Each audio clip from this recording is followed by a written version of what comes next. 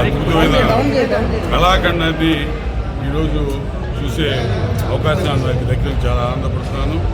కన్నప్పగా సినిమాని ఎంతో కష్టపడి తీశారని తెలుసు, ఎంతో పెద్ద కాస్టింగ్ పెట్టి తీశారని తెలుసు. అది చక్కని మరి ఆధ్యాత్మిక చిత్రమని కూడా తెలుసు. కానీ ఒక్కొక్కరి నటన ఈరోజు చూస్తే ప్రతి ఒక్కరు కూడా అద్భుతంగా దీంట్లో మరి నటించడం, వాళ్ళ పాత్రకు పూర్తిగా న్యాయం చేయడం, ఒక శివతత్వాన్ని ప్రజలకు తీసుకెళ్ళడానికి మోహన్ బాబు వారి కుటుంబం పడిన తపన, వాళ్ళకు ఉన్నటువంటి ఆ కట్టుబాటు కళ్ళారా నేను చూశాను. అద్భుతమైన సినిమా ఇది ప్రతి ఒక్కరు కూడా చూసి ఆనందించాల్సినటువంటి పరిస్థితి ఉంది.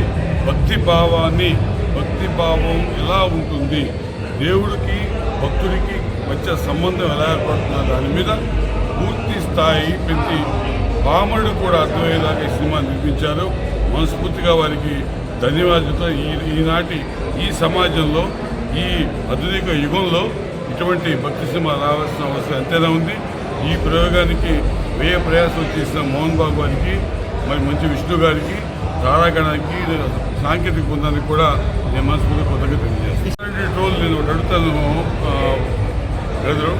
ఒకటి, ఒక మంచిని మంచిగా చెప్పాలి, ఒక చెడుని చెడుగా చెప్పాలి, నచ్చని విషయాన్ని నచ్చలేదని చెప్పొచ్చు.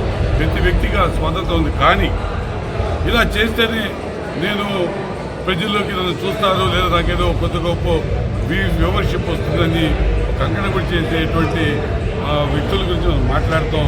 సభ్య సంస్కారం వదిలేయాలి వాళ్ళని. ఏదన్నా నిజాన్ని ఇప్పుడు నేను చూశాను సినిమా, ఆనందంగా మీతో పంచుకుంటున్నాను. బాగాలేదనుకోండి, నా ఎప్పుడో బాగోదు బాగాలేదని చెప్పేవాడిని.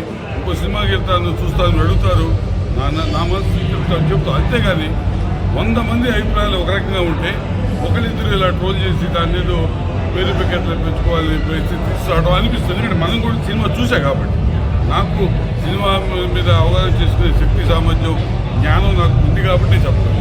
అంటే సినిమా నిర్మాణం అనేది ఒక పెద్ద మొత్తంలో ఖర్చు అవుతున్న టైంలో ఇలాంటిది ఒక సాహసం అనుకోవచ్చు. అది చాలా పెద్ద సాహసం అండి. నేను దీంట్లో ఒక భక్తి భావంతో ఒక శివయ్య మీద ఒక సినిమా తీసి, ఇంత రిచ్గా సినిమా తీసి ప్రజల్లోకి తీసుకురావడం అనేది మామూలు సాహసం కాదు. ఆర్థికపరమైన కమర్షియల్ యాక్టివిటీలో చూస్తే ఇది దుస్సాహసమైన. మరి అటువంటి సాహసాన్ని ఆయన చేశాడంటే ఆయన ఒక్కడి శక్తి చాలు. దీంట్లో తప్పనిసరిగా శివయ్య ఆజ్ఞ కూడా ఉందని నేను